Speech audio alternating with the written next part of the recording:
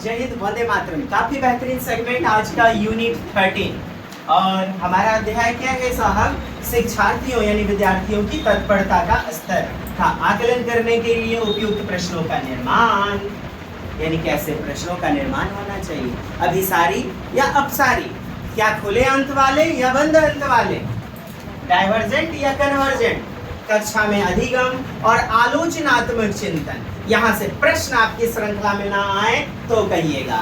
Estate रहे या मैं तो बात करता हूँ पीएचडी करने वाले, नेट क्वालिफाई करने वाले, जेआरएफ, या बात करें आप सीटेट, एस्टेट इत्यादि, आलोचनात्मक चिंतन ये तो मिलता ही मिलता है। यानी विविध तरीके से चिंतन करना, इसको बढ़ावा देना और विद्यार्थियों की उपलब्धि का मूल्यांकन करना। अंग्रेजी में देखना चाहें, दिस इज हमारा पूरा कोर्स आपको बाइलिंगुअल प्राप्त होगा ताकि प्रत्येक विद्यार्थी मित्र में से किसी को असुविधा ना हो। चलिए एक एक करके देखने का प्रयास करते हैं। Let's start. तत्परता आकलन। तत्परता आप समझ रहे हैं, बच्चे का पढ़ने के प्रति रीडीनेस। केवल शिक्षक ही बेहतरीन पढ़ाए नहीं हो पाएगा सार्थक सिद्ध पढ़ाई, विद्यार्थी का भी होना चाहिए क्या? तत्पर। उम्मीद करता हूँ तत्पर शब्द को समझा आपने। एक बच्चा सो रहा है मस्ती से और शिक्षक जी पढ़ा रहे हैं, देखो बाल गोपालो, बच्चा सो रहा है तो उसे तत्परता आप नहीं कहेंगे, सक्रिय प्रतिभागिता होनी चाहिए। तत्परता आकलन के लिए प्रश्नों के प्रकार, एमसीक्यूज कैसे, लघु उत्तर, वैचारिक प्रश्न, आलोचनात्मक प्रश्न, तथ्यात्मक प्रश्न, प्राविधिक ज्ञान। तत्परता आकलन के लिए कई तरह के प्रश्न इस्तेमाल किए जा सकते हैं जो अलग अलग विषयों और उद्देश्यों के लिए उपयुक्त होते हैं।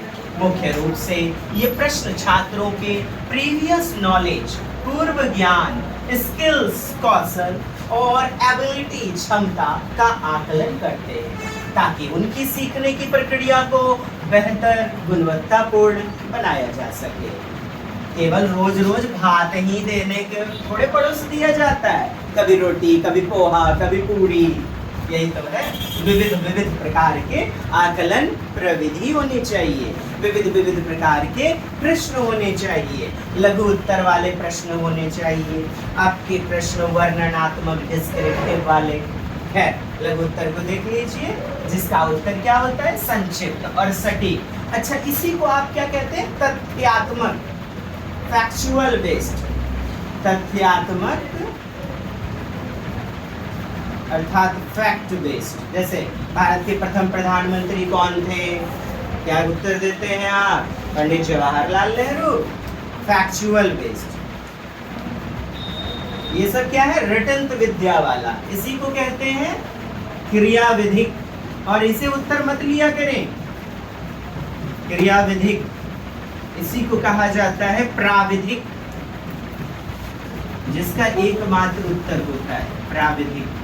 फंक्शनल फिक्स्डनेस।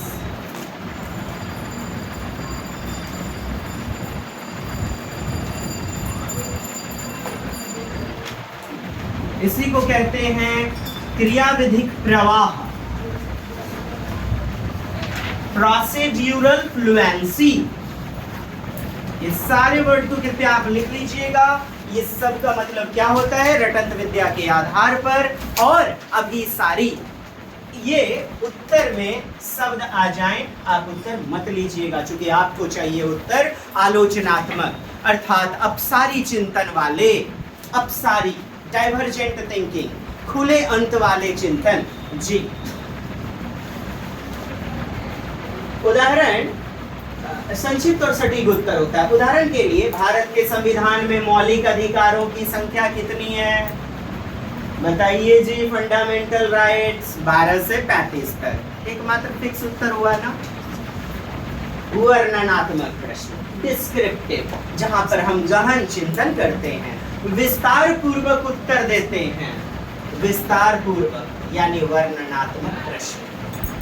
वर्णनात्मक प्रश्न वैसे प्रश्न होते हैं जो किसी सिचुएशन, किसी इंसिडेंट, किसी स्थिति, घटना या व्यक्ति का वर्णन करने के लिए पूछे जाते हैं। ये प्रश्न आमतौर पर क्या, कब, कहाँ, क्यों और कैसे कैसे कैसे हादसा हुआ, क्यों, हाँ भाग गया, हाँ फुल फुल फुल ना बोलेंगे जैसे शब्द ये क्या, क्यों, कैसे इत्यादि जैसे शब्द का उपयोग करके पूछे जाते हैं। ऐसे प्रश्नों को क्या कहते हैं, वर्णनात्मक डिस्क्रिप्टिव प्रश्न। हिंदी में भी आ रहे हैं जी। इनका उद्देश्य किसी चीज को विस्तार से और स्पष्ट रूप से बताना होता है उद्देश्य। उदाहरण के लिए आप अपने दिन का वर्णन कैसे करेंगे, आपके पसंदीदा शहर का वर्णन करें, किसी विशेष व्यक्ति का वर्णन करें। आप प्यारे बच्चों किसी आंखों देखी घटना का वर्णन करें, कोई हादसा आपके जीवन में आपने देखा है, आप किस प्रकार वर्णन करेंगे। तो ऐसे सारे प्रश्न जहां पर आपकी प्रतिक्रिया फीडबैक मांगी जाती है वो वर्णनात्मक प्रश्न, आलोचनात्मक प्रश्न के अंतर्गत आता है। कैसा प्रश्न, खुले अंत वाला, मुक्त सिरे वाला, जिसके आप कई सारे उत्तर दे सकते हैं। याद रखें, पॉइंट टू बी डिनोटेड, याद तो रखना पड़ेगा। उसी प्रकार से खुले अंत वाले, मुक्त अंत वाले, जहां पर आप कॉन्सेप्ट अपना लगाते हैं, अर्थात वैचारिक प्रश्न, कंसेप्चुअल क्वेश्चन। वैचारिक प्रश्न का अर्थ है ऐसे प्रश्न जो किसी कॉन्सेप्ट, अवधारणा, संप्रत्यय या प्रत्यय, कॉन्सेप्ट या थ्योरी की समझ को मापने के लिए निर्मित किए गए हों, डिजाइन किए गए हों। ये प्रश्न सामान्य ज्ञान या तथ्यों पर आधारित नहीं होते। मैंने कहा ना, ये तथ्यात्मक, ये नहीं कि 2+2 एकदम गारंटी है कि 4 ही होगा, ये हुआ तथ्यात्मक। गारंटी है भारत के प्रथम राष्ट्रपति आप डॉक्टर राजेंद्र प्रसाद बोलेंगे, तो ये तथ्यात्मक, फैक्चुअल बेस्ड सर नहीं होते। ये कैसे होते हैं, वैचारिक, ब्रेनस्टॉर्मिंग, माइंड मैपिंग वाले, कॉन्सेप्ट मैपिंग वाले, मननशीलता, वैचारिक प्रतिबिंबन। वैचारिक प्रश्न ऐसे प्रश्न हैं जो छात्रों, शोधकर्ताओं, रिसर्चर या जो भी विद्यार्थीगण हैं को अवधारणाओं और सिद्धांतों की गहन समझ हासिल करने के लिए डिजाइन किए गए हैं। वे चिंतन, विश्लेषण करने और मूल्यांकन करने की क्षमता को बढ़ावा देते हैं। आगे कक्षा में अधिगम को बढ़ावा देने की क्या क्या टूल्स हैं, टेक्नोलॉजीज हैं। एक शिक्षक, एक अध्यापक, अध्यापिका कैसे अपने बच्चों में बेहतर अधिगम यानी लर्निंग यानी सिखाना को बढ़ावा दे सकते हैं। सक्रिय अधिगम के द्वारा कैसे, एक्टिव लर्निंग, भूमिका निर्वाह, रोल प्ले। आप जानते हैं किसी पात्र में बच्चे को ढाल दिया जाता है। हा हा हा, मैं हूँ जायदारात, हम नुंगा खींचेंगे मंदोदरी का, मंथरा का नुंगा आप खींच ले भी रे, कोई न बचावेगा। तो खींच रहा है, उन्हें से आया दुर्योधन का, मारेंगे जैसा गदानी, एकदम में नुंगे खंडा खंडा कर देंगे। हाँ तो बताइए ऐसा कुछ हुआ जी है? कहेंगे रोल प्ले वाला, भूमिका निर्वाह, कोई दुर्योधन का रोल अदा कर रहे हैं, कोई धृतराष्ट्र का, कोई भीष्म पितामह का, बाकी आप जानिए रहा है कोई नोंगा खिंचा वाला। भूमिका निर्वाह, जहां पर बच्चे में बोलने को पराश्रय दिया जाता है, चिंतनशीलता का उद्बोधन होता है, निखार होता है, बढ़ावा होता है। समस्या समाधान के प्रति प्रॉब्लम सॉल्वर यानी नन्हा अन्वेषक, नन्हा खोजकर्ता, समस्या समाधान करता एक बालक बन पाता है।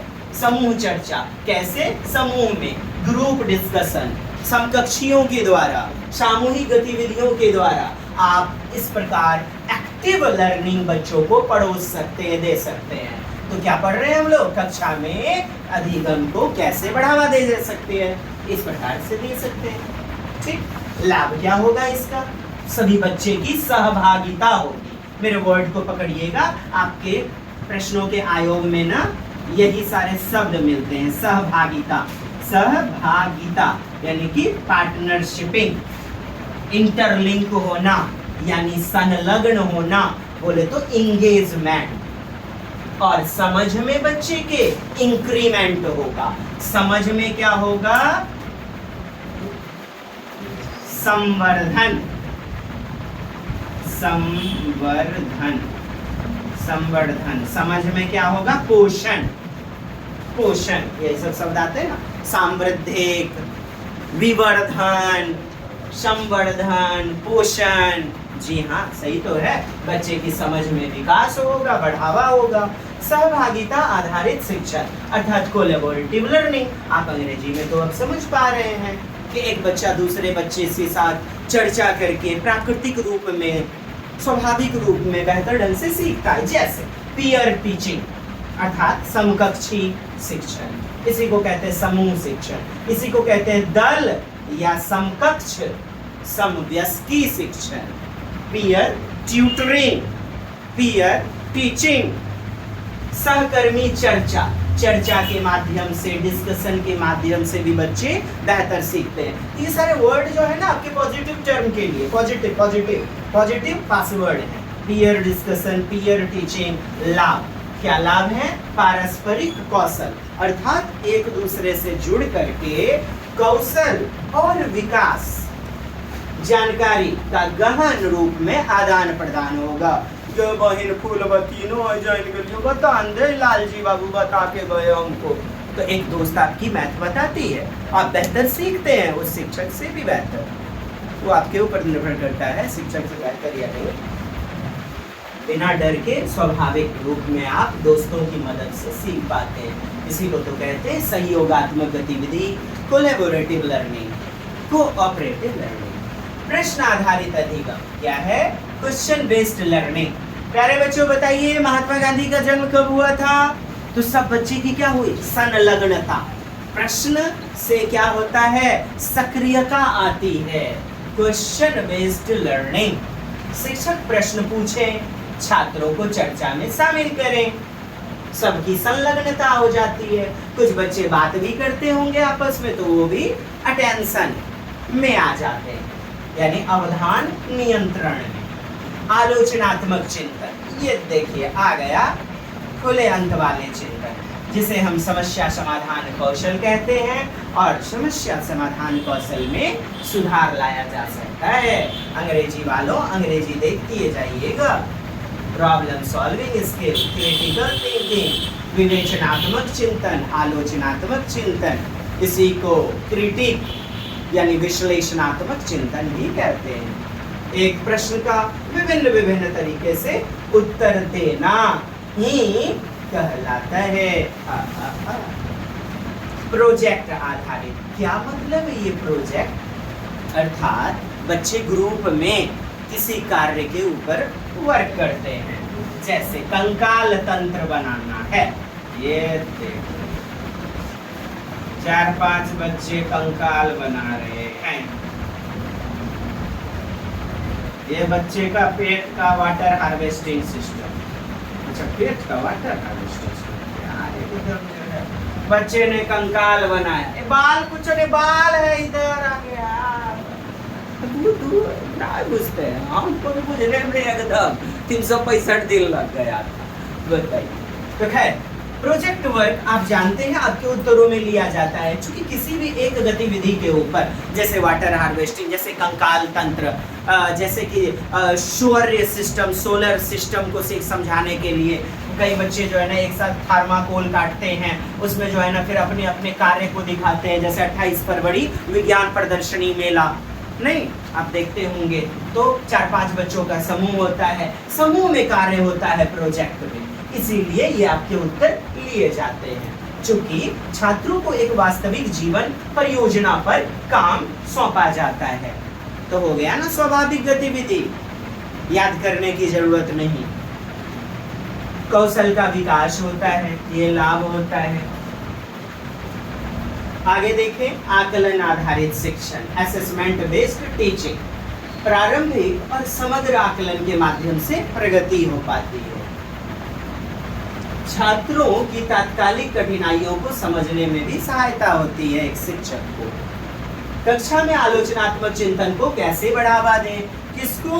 क्रिटिकल थिंकिंग को, डाइवर्जेंट थिंकिंग, आप सारी चिंतन को कैसे बढ़ावा दें? मैं यहीं पर लिख देता हूँ, आलोचनात्मक चिंतन को ही कहते हैं, वीडियो रोक करके लिख लीजिएगा। विवेचनात्मक चिंतन, विवेचनात्मक, विश्लेषणात्मक, विश्लेषणात्मक चिंतन, अपसारी चिंतन, विविधात्मक, विविधात्मक दृष्टिकोण, एक रूपी नहीं, विविधात्मक अर्थात analytical, analytical thinking, critical thinking, critical तो हो ही गया, क्रिटिक, TIC, क्रिटिक थिंकिंग,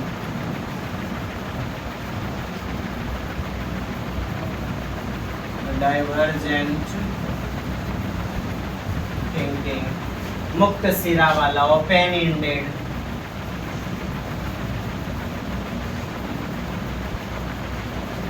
तो कक्षा में कैसे आप बढ़ावा दीजिए? मूल्यांकन, संवाद, बच्चों को तर्क आधारित विचार विमर्श में शामिल करें, अर्थात तार्किकता, रीजनिंग, डिस्कशन को बढ़ावा दें। छात्रों से रचनात्मक और आलोचनात्मक विचारों का आदान प्रदान करवाएं। समस्या समाधान की एक्टिविटी दीजिए, प्रॉब्लम सॉल्विंग की गतिविधियां, और गतिविधियां लर्निंग बाय डूइंग करते हुए बच्चा ज्ञान को बेहतर ढंग से सीख पाएगा, ज्ञान की बेहतरीन कुशलता पूर्वक आधिपत्य प्राप्त कर पाएगा ज्ञान को। गतिविधि आधारित समस्या समाधान, विचार मंथन, ये देखिए ब्रेन स्टॉर्मिंग, ब्रेन में चिंतन करना गहन रूप में, तो आप कहेंगे ब्रेन को तूफान लग गया, अर्थात चिंतनशीलता, स्टॉर्मिंग, स्टॉर्म मतलब तूफान। छात्रों से रचनात्मक और आलोचनात्मक विचार का आदान प्रदान करवाएं, इसी को कहते हैं विचार मंथन, इसी को कहते हैं मस्तिष्क उद्वेलन, इसी को कहते हैं मस्तिष्क झंझावत, मानसिक वैचारिक प्रतिबिंबन, इसी को कहते हैं साहब माइंड मैपिंग, कॉन्सेप्ट मैपिंग, मानसिक प्रतिचित्रण, अवधारणात्मक प्रतिबिंबन, इसी का नाम है। वीडियो रोकें, मेरी आवाज को सुने। कॉन्सेप्ट अलग अलग हैं, लेकिन आप एक ही संदर्भ में प्रयोग करेंगे, आपका क्वेश्चन बेहतरीन बनेगा। ब्रेन स्टॉर्मिंग, इन शब्द से ना आए तो बासी है, जैसे आपका एग्जाम आना ही आना। चलिए, समस्या समाधान गतिविधियां, जटिल समस्याओं के समाधान के सामूहिक प्रयास करवाए जाएं, और सामूहिक प्रयास करवाएंगे तो वो जटिल समस्या भी बच्चों को आसान लगेगी। वैकल्पिक दृष्टिकोण, वैकल्पिक, अल्टरनेट स्ट्रेटजी, अल्टरनेट स्ट्रेटजी,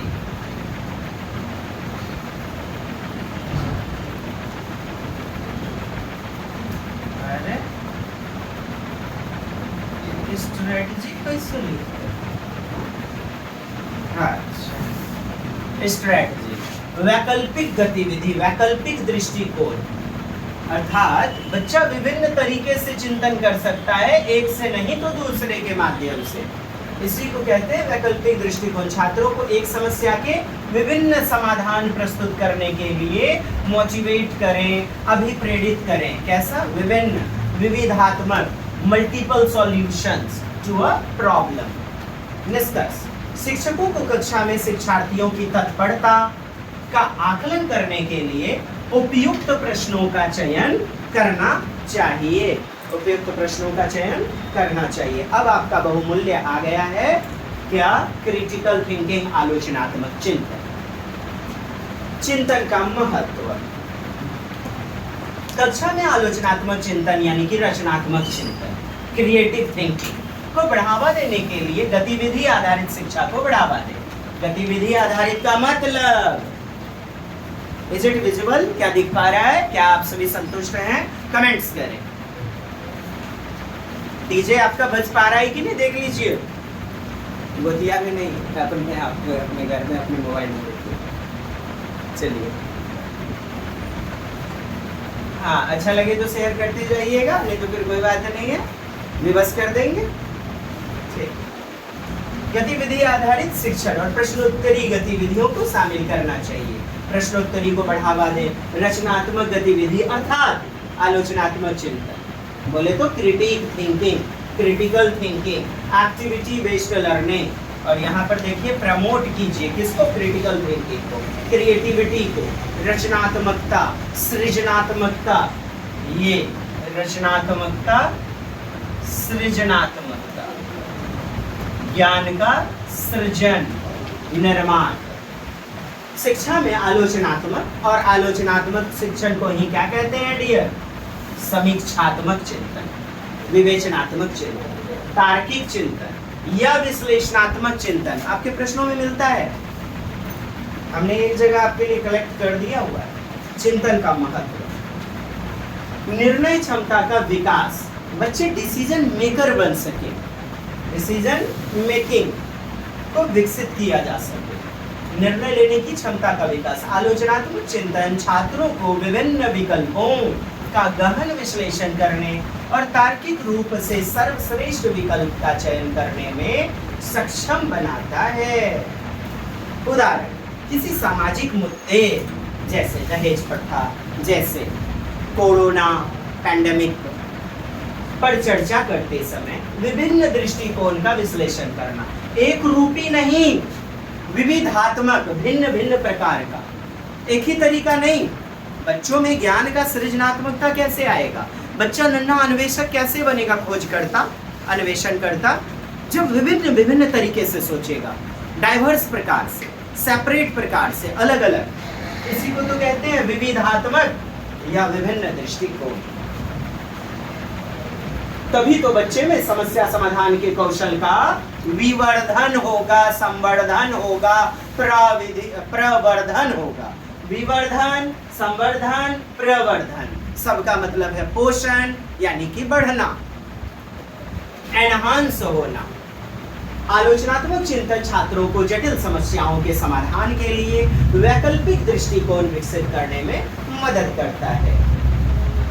उदाहरण के लिए गणितीय समस्याओं के लिए विभिन्न हल खोजने की प्रक्रिया।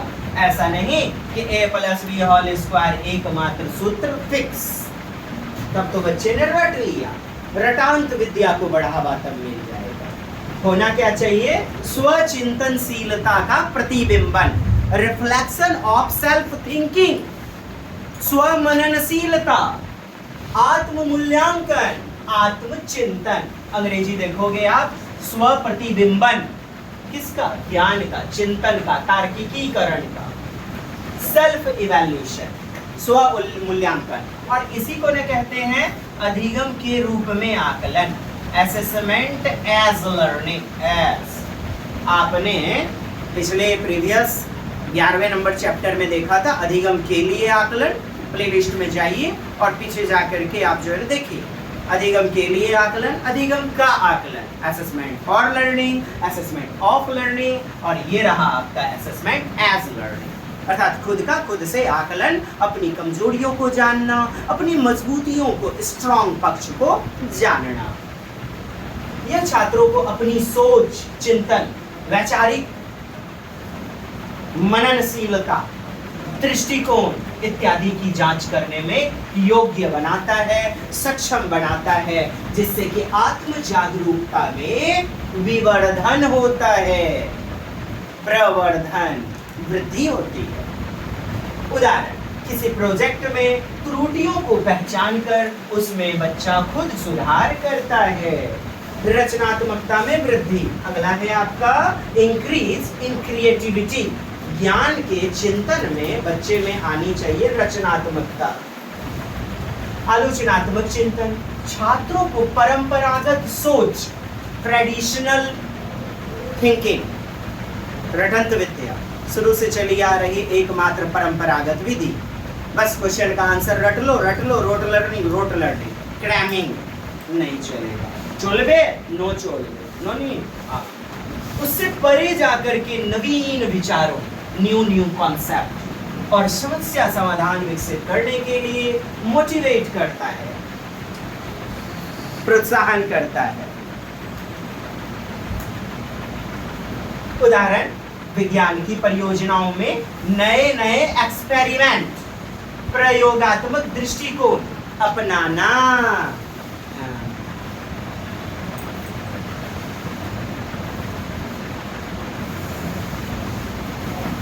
विवेकशील निर्णय लेने में, डिसीजन मेकर बच्चे को बनाना है। प्याजे महोदय ने क्या कहा? बच्चा एक नन्हा अन्वेषक है, खोज करता है, तो विवेकशील प्राणी है।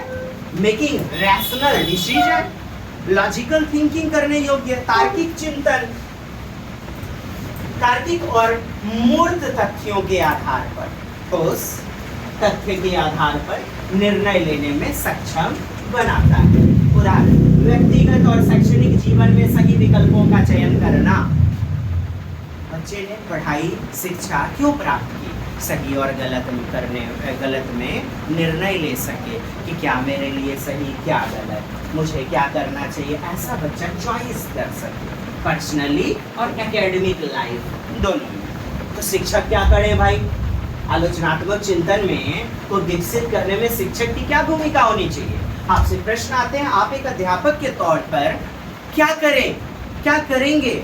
अध्यापक के तौर पर, शिक्षक के तौर पर, अध्यापिका के तौर पर शिक्षकों को छात्रों के सामने वास्तविक जीवन यानी जीवनानुभव की समस्याएं प्रस्तुत करनी चाहिए और समस्या निकालने के लिए बच्चों को हतोत्साहित नहीं, डिमोरलाइज, डिस्करेज नहीं, एनकरेज, मोटिवेट,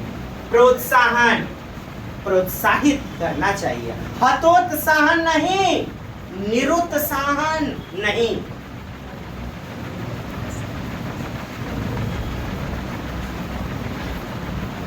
विचार करने का मौका दे, बच्चे को अलग अलग तरीके से सोचने का मौका दे। जैसे खुले सिरे वाला प्रश्न कि सारे जंगल नष्ट हो जाएं तो क्या होगा? अलग अलग बच्चा समावेशी कक्षा में और अलग अलग खुले हुए अलग अलग सिरे वाले उत्तर सबके। सर वन खत्म हो जाएगा तो बिहार में पलंग तो सब दीवान कैसे मिलेगा? एगो बहन जी बोले कि कच्ची है ड्रेसिंग टेबल हमरा नहीं मिलेगा, मुंह दिखाइले। एगो बोलेगा हाय सर थूकना मिटना नहीं मिलेगा, पेंसिल नहीं मिलेगा वन खत्म होने से। हम कहे वाह, अलग अलग दिमाग, वर्षा होगा कि नहीं होगा? बोलेगा नहीं। तो यही तो है मुक्त सिरा, खुला सिरा, आलोचनात्मक, विविधात्मक चिंतन वाले प्रश्न। खुला सिरा जिसके मैनी टाइप्स आंसर होते हैं, थाउट प्रोवोकिंग क्वेश्चंस, बच्चे के चिंतन को जो प्रवोक करते हैं, उकसाते हैं। गहन चिंतन को प्रेरित करने के लिए शिक्षकों को क्या करना चाहिए? खुले सारे सिरे वाले, मुक्त सिरे वाले प्रश्न, ओपन एंडेड प्रश्न को बढ़ावा देना चाहिए। आपका दृष्टिकोण क्या है? क्या दिवाली में पटाखे जलाने चाहिए? बताइए आपका दृष्टिकोण। अलग अलग बच्चे, अलग अलग दृष्टिकोण। संवाद यानी डिस्कशन, डायलॉग को प्रमोशन मिलता है। विचार विमर्श यानी चर्चा, डिस्कशन, बहस को बढ़ावा मिलता है। बच्चे समूह में चर्चा और वाद विवाद गतिविधि करते हुए एक दूसरे के ज्ञान के आदान प्रदान करने में साझा निर्वाहन करते हैं ज्ञान का, जिससे बच्चों में तर्क शक्ति में वृद्धि होती है। तो शिक्षकों को भी सामूहिक गतिविधि का कॉम्बिनेशन, समन्वय करना चाहिए। स्वायत्तता, स्वायत्तता का मतलब होता है ऑटोनोमस यानी स्वतंत्रता। क्योंकि कक्षा कैसी है? बाल केंद्रित। स्वायत्त, स्वायत्त का मतलब क्या होता है? स्वतंत्र, आत्मनिर्भर, आत्मनिर्णय अर्थात सेल्फ डिसीजन मेकर बढ़ावा देना चाहिए। अर्थात विश्लेषण करेगा, तर्क वितर्क करेगा बच्चा। जैसे पहला प्रश्न है आपके लिए, कक्षा में शिक्षार्थी की तत्परता का आकलन करने के लिए सबसे उपयुक्त प्रश्न का प्रकार है। कहता है समस्या समाधान आधारित प्रश्न, केवल सैद्धांतिक प्रश्न, ओनली थियोरेटिकल क्वेश्चन, रटने वाले प्रश्न, रोट मेमोरी वाले, रोट लर्निंग, विचारोत्तेजक प्रश्न, थॉट प्रोवोकिंग क्वेश्चन। विचारोत्तेजक को ही क्या कहते हैं? ब्रेनस्टॉर्मिंग। क्या कहते हैं? तो शिक्षक को कैसा प्रश्न देना चाहिए? विचारोत्तेजक, मस्तिष्क उद्वेलन वाला, ब्रेनस्टॉर्मिंग, समस्या समाधान आधारित, प्रॉब्लम सॉल्विंग क्वेश्चन। ये क्या है? समस्या समाधान तो सारे प्रश्नों में होता है, किसी में तथ्यात्मक, किसी में विवेचनात्मक, वर्णनात्मक। आपका उत्तर तो डी होगा ना डियर। तत्परता आकलन, when are MCQs effective for readiness assessment? readiness effect, बताइए, चलिए बताइए बताइए बताइए बताइए। प्रश्न का उत्तर देख लीजिए। जब छात्रों की त्वरित समझ, त्वरित मतलब समझ रहे हैं, quick, quick, sudden, sudden, quick समझ का परीक्षण करना हो, जब गहन विश्लेषण की आवश्यकता हो, डीप एनालिसिस, कहता है जब केवल निबंध लिखना हो, ऐसे जब कोई विचार विमर्श न हो। तो ये भी हमारा गलत हो गया। जब छात्रों की त्वरित समझ, तत्परता आकलन, आपको मैंने पहले ही बताया, तत्परता, रीडीनेस, जब गहन विश्लेषण की आवश्यकता हो, जब छात्रों की त्वरित समझ का परीक्षण करना हो। त्वरित समझ हमारा 1 नंबर उत्तर हो जाएगा। तत्परता आकलन में लघु उत्तरीय प्रश्न का मुख्य उद्देश्य। What is the primary purpose of short answer questions? Readiness, छात्रों की संक्षिप्त सोच। आपसे दिया गया शॉर्ट क्वेश्चंस, लघु उत्तरीय, तो संक्षिप्त सोच, त्वरित प्रतिक्रिया।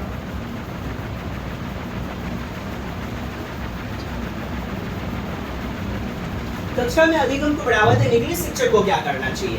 बच्चों को क्या स्वायत्त रूप से सीख, बहुत अच्छा है, बहुत अच्छे। कठोर अनुशासन, अनुशासन ही मिल गया, कह दीजिए ना बाबा, ना बाबा, ना बाबा। केवल पाठ्य पुस्तक से पढ़ाना, रटने की प्रक्रिया को बढ़ावा देना नहीं। अधिगम में सुधार के लिए कौन सी शिक्षण विधि सबसे प्रभावी है? कौन सी शिक्षण विधि सबसे प्रभावी है? केवल मौखिक, only conducting oral exam, from books, silence in the classroom, परियोजना बेस्ड गतिविधि, क्या हो जाएगा? परियोजना आधारित शिक्षण। आइए नेक्स्ट क्वेश्चन। आलोचनात्मक चिंतन को बढ़ावा देने के लिए, आलोचनात्मक बोले तो क्रिटिकल थिंकिंग, क्रिटिकल थिंकिंग, विवेचनात्मक, तो तर्क वितर्क और विचार विमर्श करने वाला। आप देख पा रहे हैं गलत है, और आपके प्रश्नों में मिलते हैं ये उत्तर। तार्किक, वैचारिक मंथन, वैचारिक प्रतिबिंबन, प्रतिबिंबन, reflection of thinking of mind. कक्षा में आलोचनात्मक चिंतन को बढ़ावा देने के लिए सबसे इफेक्टिव, प्रभावशाली तरीका छात्रों को मोटिवेट करना। बस हो तो गया, मोटिवेट करना। केवल उत्तर याद करना सैद्धांतिक, थियोरेटिकल नहीं चलेगा। स्वतंत्र रूप से सोचने का अवसर कहता है नो देना, इसीलिए गलत है। विश्लेषणात्मक क्वेश्चन, विचारोत्तेजक प्रश्न पूछना। चलिए मौन बनाए रखना, साइलेंस, साइलेंस बनाए रखना। ये क्या? बिहेवियरिज्म, याद आया कुछ? व्यवहारवादी मनोवैज्ञानिक। आलोचना पढ़ने के लिए फटाफट फटाफट देख के जाइए। अनुशासन मांगना एकदम नहीं, आप खुद ही तुरंत कह देंगे कि 1 नंबर उत्तर हो जाएगा।